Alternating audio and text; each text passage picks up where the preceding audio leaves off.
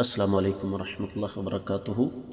قال اللہ تبارک و تعالی بعد اعوذ باللہ السمیع العلیم من الشیطان الرجیم وَإِذْ زَيَّنَ لَهُمُ الشَّيْطَانُ أَعْمَالَهُمْ وَقَالَ لَا غَالِبَ لَكُمُ الْيَوْمَ مِنَ النَّاسِ وَإِنِّي جَارٌ لَكُمْ فَلَمَّا تَرَاءَتِ الْفِئَتَانِ نَكَصَ عَلَى عَقِبَيْهِ وَقَالَ إِنِّي بَرِيءٌ مِّنكُمْ إِنِّي أَرَى مَا لَا تَرَوْنَ انی اخاف اللہ واللہ شدید العقاب۔ معزز خواتین و حضرات، اللہ ملک العلام رب الجلال والاکرام کی توفیق اور اس ذات بابرکات کے فضل و کرم سے آج پیر کا دن ہے 11 ربیع الثانی 1441 ہجری 9 دسمبر 2019 عیسوی، اور ہمارے سبق کا موضوع اللہ ملک العلام رب الجلال والاکرام کی پررحمت کتاب قرآن مجید۔ قرآن مجید کا 10واں پارہ، سورہ مبارکہ کا نام الانفال، اور اس سورہ مبارکہ کی آیت ہے 48ویں۔ یہ آیت مبارکہ ہم نے کل شروع کی، لیکن وقت کی قلت کے باعث صرف تفسیر ابن کثیر تک محدود رہے۔ دیگر کتب تفاسیر کی روشنی میں اس آیت مبارکہ کا آج ہم جائزہ لینے کی کوشش کریں گے، لیکن اس سے پہلے اس آیت مبارکہ کا مفہوم آپ کو سمجھانا ضروری ہے۔ اللہ رب العزت نے یہاں پر ارشاد فرمایا ہے، غزوہ بدر کی نقشہ کشی اللہ رب العزت فرما رہے ہیں کہ شیطان نے مکہ والوں کو دھوکہ دیا، اور دھوکہ اس انداز سے دیا کہ انہیں پہلے کہنے لگا کہ آج تم پر کوئی بھی غالب نہیں آ سکتا، لیکن جب اس نے دیکھا کہ دونوں گروہ آمنے سامنے آ کر کھڑے ہو گئے ہیں اور اللہ ملک العلام رب الجلال والاکرام کے نورانی فرشتے مسلمانوں کی مدد کے لیے آسمانوں سے اتر آئے ہیں، تو پھر فوری طور پر پلٹ گیا اور کہنے لگا کہ میرا تمہارے ساتھ کوئی تعلق واسطہ نہیں ہے، میں تو وہ چیزیں دیکھ رہا ہوں جو آپ نہیں دیکھ سکتے،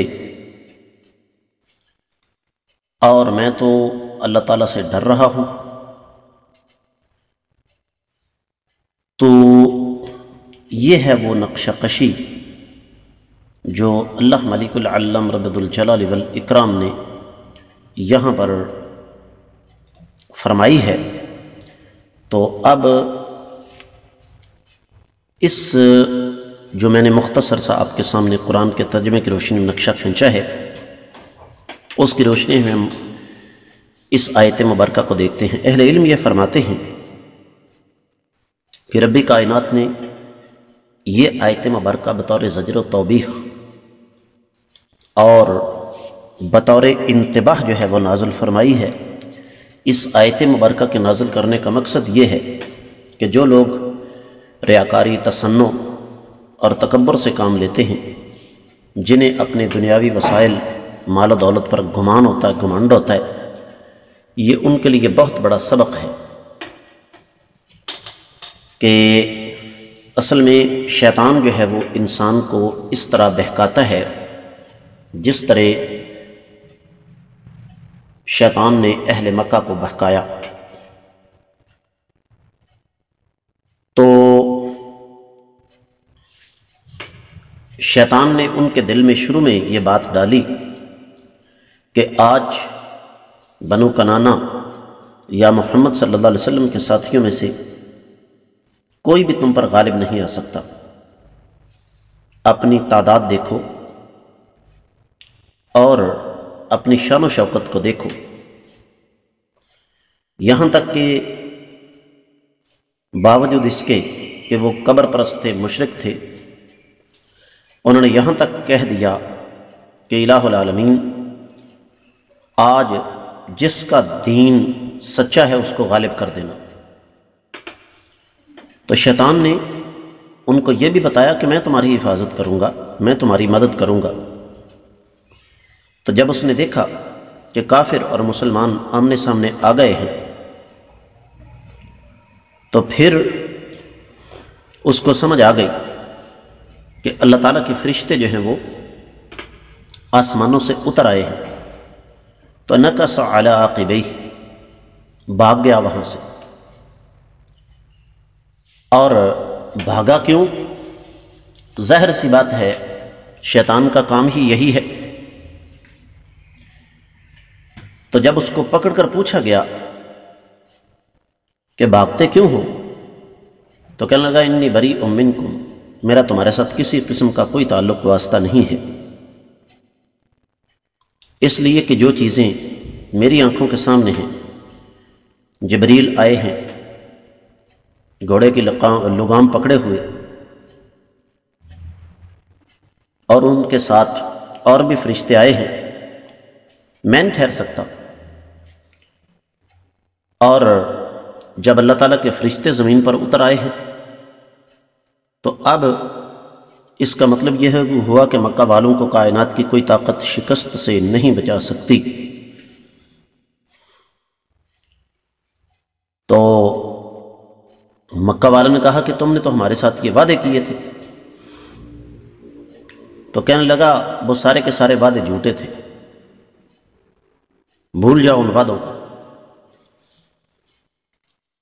تو اصل میں اہل علم نے یہاں پر یہ بات خصوصی طور پر ہمیں سمجھائی ہے کہ انسان کو شیطان کے وعدوں کا کبھی بھی اعتبار نہیں کرنا چاہیے۔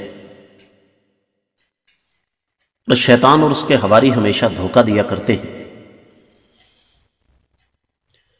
یہاں پر ایک اور بات اہل علم نے بیان فرمائی ہے، تفسیر الخازن میں یہ بات لکھی ہوئی ہے کہ کیا شیطان انسانی شکل اختیار کر سکتا ہے؟ تو اس کا جواب یہ ہے کہ رب کائنات نے شیطان کو یہ طاقت اور قوت عطا فرمائی ہے کہ وہ انسانی شکل اختیار کر لے۔ شکل اختیار انسانی کر سکتا ہے، لیکن اندر اس کا ویسے کا ویسا ہی رہتا ہے۔ تو یہ ابتدا سے لے کر آج تک ایسا ہی ہوتا آیا ہے۔ معزز خواتین و حضرات، آپ یہ دیکھیں کہ ہمارے ماضی قریب میں دنیا کے 48 ممالک مل کر افغانستان پر حملہ آور ہوئے، اور ان کے پیچھے یہی شیطان ملعون تھا کہ جاؤ افغانستان ترنے والا ہے، اور وہاں سے بڑی آسانی سے تم پاکستان پہنچ جاؤ گے، کیونکہ پاکستان دنیا کی نظروں میں خار بن کر کھٹکتا ہے۔ رب کائنات نے باوجود اس کے کہ ہمارے سیاستدان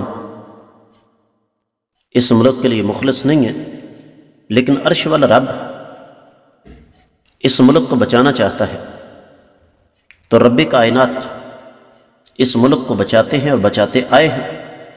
تو آپ یہ دیکھ لیں کہ 48 کے 48 ممالک یہاں سے بھاگ گئے، اور ان کا جو سرخیل ہے جس نے دھمکیاں دی تھیں کہ جی تمہیں پتھر کے زمانے میں دھکیل دیں گے، تباہ و برباد کر دیے جاؤ گے، آج وہ گگیا رہا ہے، ممیا رہا ہے، منتیں کر رہا ہے کہ کوئی ایسا راستہ نکالو کہ مذاکرات کے ذریعے میں باعزت یہاں سے رخصت ہو جاؤں۔ تو اصل میں یہ سارے کے سارے لوگ شیطان کے بہکاوے میں آئے ہوئے ہیں۔ یہاں پر میں ایک اور چیز آپ کی خدمت میں عرض کر دوں کہ اہل علم نے اس آیت مبارکہ سے ایک اور بڑا زبردست استدلال کیا ہے، اور وہ استدلال یہ ہے کہ جب اللہ تعالیٰ کے فرشتے آتے ہیں نا تو شیطان بھاگ جاتا ہے۔ یہ بات میں اور آپ شاید بھول چکے ہیں۔ جہاں اللہ کے فرشتے، اللہ کی رحمت کے فرشتے آ جائیں، وہاں شیطان کا کوئی کام نہیں ہے۔ اور اہل علم یہ فرماتے ہیں کہ اللہ تعالیٰ کے فرشتے جب آتے ہیں تو شیطان وہاں اس وجہ سے نہیں رک سکتا کہ شیطان اور ان فرشتوں کی موجودگی میں جل جائے گا۔ تو یہ آیت مبارکہ ایک آیت مبارکہ نہیں، بڑا ہم سنگ میل ہے، ہمیں اس پر خصوصی طور پر غور کرنا چاہیے۔ ابھی یہ تذکرہ مزید جاری ہے غزوہ بدر کا، مزید انشاءاللہ ہم کل کے سبق میں پڑھیں گے۔ اللہ تعالی ہمیں غور و فکر کر کے سمجھ کر عمل کرنے کی توفیق عطا فرمائے۔